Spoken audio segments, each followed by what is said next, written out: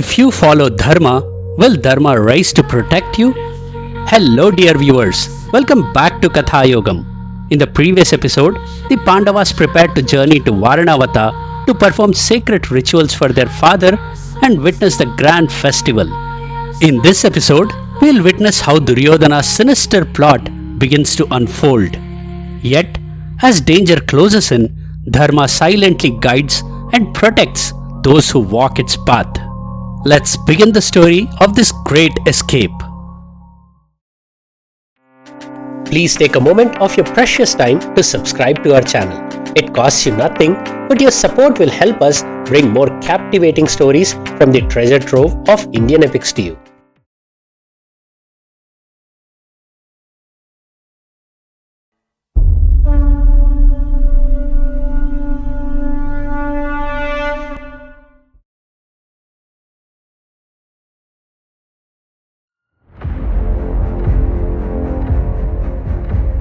Vaishampayana continued the narration of the epic, describing how the Pandavas were preparing to journey to Varanavata to perform sacred rituals for their deceased father, King Pandu.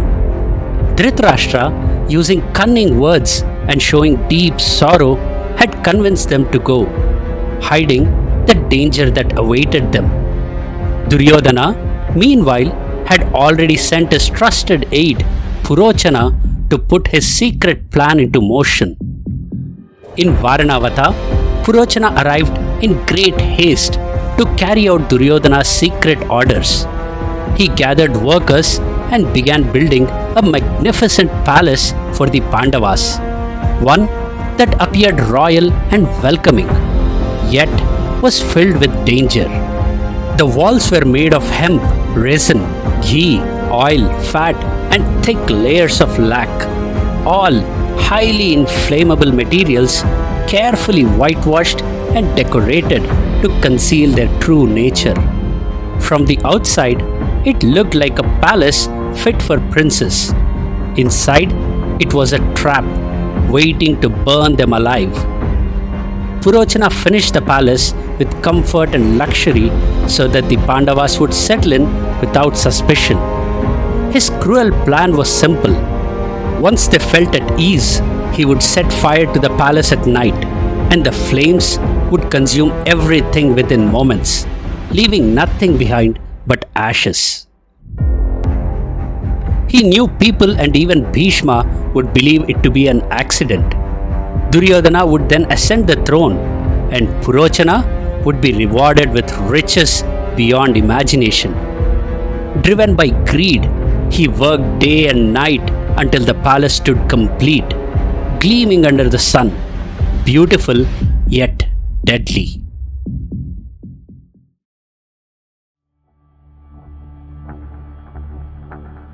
On the day the Pandavas set out for Varanavata, Vidura quietly drew Yudhishthira aside, speaking in a cryptic manner so no one could understand. He warned that danger awaited them, a palace built of inflammable materials, meant to bring their death in flames. Yudhishthira understood the message and assured Vidura that he would stay alert. When the Pandavas reached Varanavata, the townspeople welcomed them with great warmth. For 10 days, they stayed in a modest quarters, after which Purochana led them to the new palace, claiming it was built out of Dhritarashtra's affection. The grand palace gleamed under the sun, but as soon as they entered, Yudhishthira asked Bhima to examine the walls. Bhima's face hardened. The faint smell of butter, oil, and lac filled the air. Fury rose in him as he realized Duryodhana's treachery. He urged his brother to burn the palace themselves and leave at once. But Yudhishthira calmed him. If they acted in haste, he said, it would seem they had insulted the king. Since this plan failed, Duryodhana would conceive another deadly plot to destroy them. Instead, Yudhishthira advised his brothers to stay cautious and act as if everything was normal. He suggested they spend their days hunting and roaming around Varanavata, learning the paths and surroundings well so they would know how to escape if danger struck.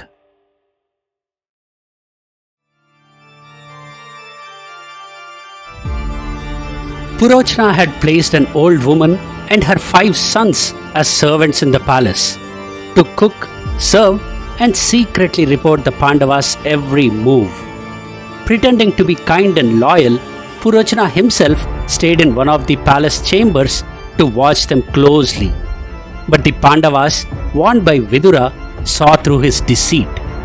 They acted cheerful as if they were content and untroubled, all while remaining alert and cautious.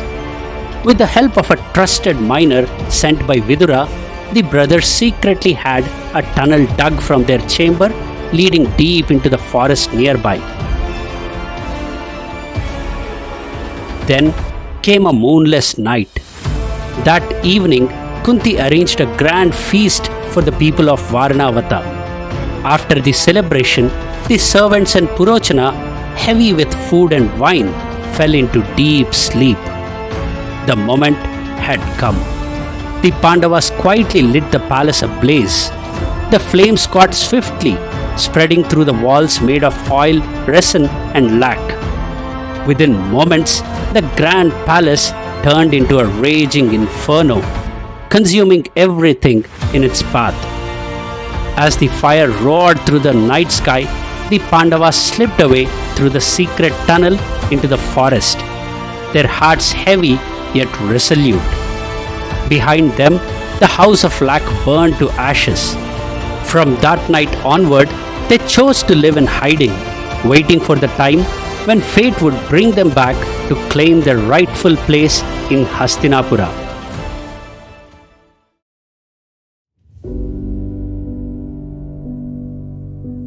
As the palace erupted in flames, the people of Varanavata rushed to the scene, their hearts heavy with fear. The fire roared through the night, too fierce to approach, and when it finally died down, the charred remains of the palace lay in ruin. The burnt bodies of the servant lady and her 5 sons made everyone believe that Kunti and Pandavas had perished. Many suspected that the cunning Purochana had built the inflammable palace on Duryodhana's secret orders to kill the Pandavas. Yet, he himself perished in the flames. The news of the Pandavas' death quickly reached Hastinapura.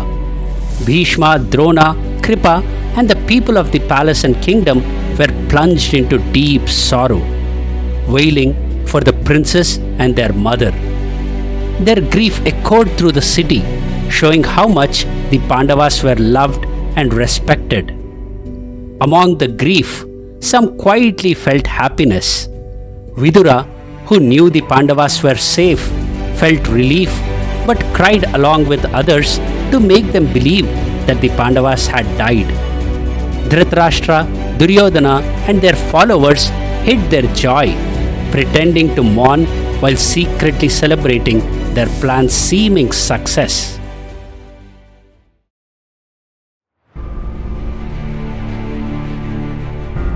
The Pandavas' escape from the burning palace was not the end of their troubles, but the start of even greater challenges to come.